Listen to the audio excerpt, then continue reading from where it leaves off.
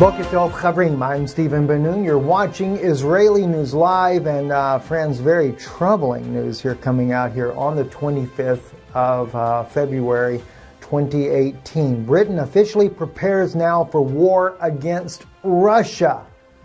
This is being brought out on Strategic Culture, and very troubling, in fact. It says on Wednesday, February the 21st, UK's Minister of Defence Conservative Gavin Williamson announced that the United Kingdom is changing its fundamental defence strategy from one that's targeted against non-state terrorists, Al-Qaeda, etc., to one that's targeted against three countries: Russia, China, North Korea. He acknowledged that a massive increase in military spending will be needed for this, and that savings will have to be found in other areas of government spending, such as health services and military spending against terrorism.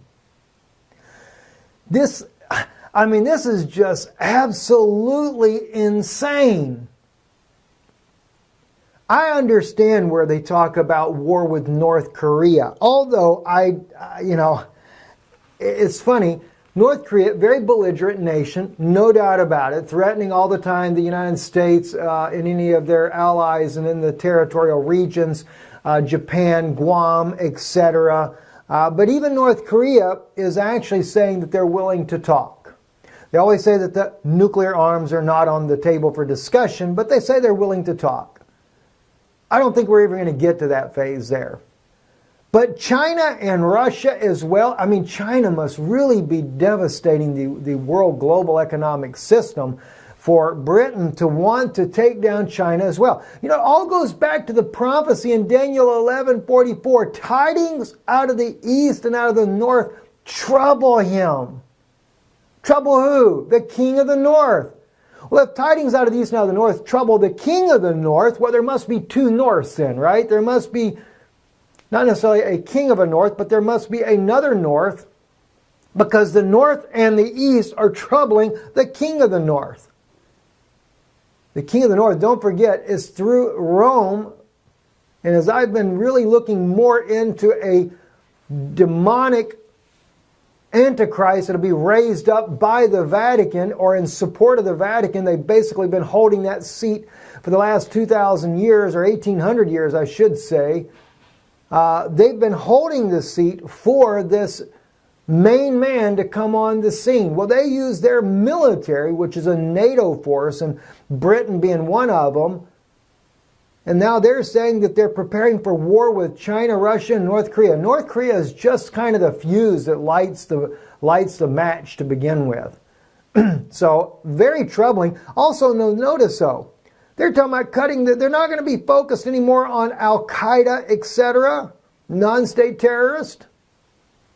That's interesting, because they never targeted Al-Qaeda to begin with. The current government in Israel has been supporting Al-Qaeda with medical, saying that they do it for humanitarian reasons, but Zippy Levny, also of the Israeli government, said that they would never treat a Syrian soldier. Well, I thought you don't ask from what side they're on, and it's all humanitarian. Well, it tells you then it's not a humanitarian aid. When it's humanitarian, it's for human beings, both sides. Now, in light of this, let me share with you something else as well. Tim Anderson posted on here this particular page here, without naming them. The UNSC 30-day ceasefire for Syria authorizes the destruction of the US-UK funded child-carrying white helmets as armed propagandists and auxiliaries associated with Al-Qaeda and Al-Nusra. Well, Mr. Anderson, they are associated with Al-Qaeda and Al-Nusra. It is clear evidence, and maybe you're already aware of that. I don't know. They calls it the child-carrying white helmets. You know, Vanessa Beeley recently reported that the white helmets come and kidnapped a child. In the Arabic languages, they put the child in this vehicle, the mother screaming, "Where are you taking my child?" Well, you don't get that part because nobody's translating you what the mother is screaming, where she's saying, "Where are you taking my child?" And the little child begging for his mother back. Thank you, white helmets. But it does say that in there. affirms that the cessation of hostilities shall be applied to military operations, shall not apply to the military operations against the Islamic State, Iraq, and in Levant. ISIL, also known as Daesh, Al-Qaeda, Al-Nusra Front, see, and all their other individual groups undertaking the entities associated with the Al-Qaeda, ISIL, and other terrorist groups as designated by the Security Council. Now, I don't know if the Syrian government has ever targeted the white helmets to begin with.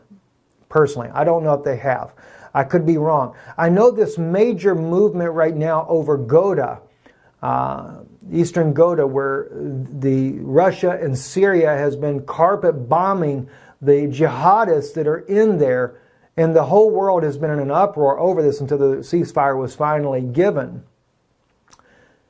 Everyone was in an uproar, but no one was ever in an uproar about what initiated this heavy bombardment of Syrian and Russian forces.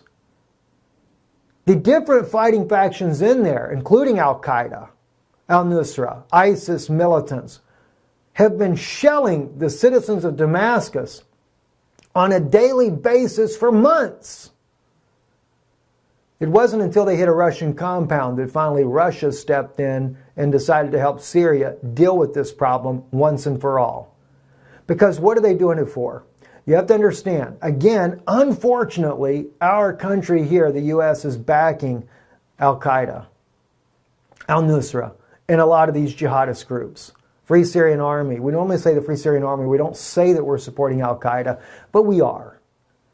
Let's face it, because the U.S. wants Syria to fall. And we blamed it all on the false allegations that the Syrian government used chemical weapons against their own people. No, what it is these sponsored terrorists that the Saudis have sponsored, the Qatarians, the Turks have sponsored, have brought in mercenaries from all over the Middle East to fight in this war. So therefore, when they were using the chemical weapons to make it look like the Syrian government did it, it's not their own people, but it was the Syrian population being targeted. But that was all put out for propaganda purposes. And of course, Russia just says now that the United States, you need to make up your mind what you're doing. And President Trump does come out and say, he came out and said very clearly that we're there for one purpose, to take out ISIS and get out and go home. Maybe President Trump really means that, and I appreciate that about President Trump, but I don't think the deep state cares what the president really says. And he actually went against the State Department, Secretary of State Tillerson, to make that comment. Very interesting. By the way, too, I just want to make one other quick statement here. The video I released about the book Yam Suf, Israel's Final Exodus. There was one lady that commented saying that that I was wrong in misleading that was not Israel's final exodus. I think, though, what happens, sometimes people look at a book's cover and judge a book by its cover rather than the contents in the book there. And I don't mean to, it's not to single someone out on this. I'll probably take and erase the comment because I don't want anybody to beat up the sister that makes the comment, because she no doubt means well. If you read the book, though, you find out that the Exodus of the Bielskis crossing the Sea of Reeds is not the final Exodus.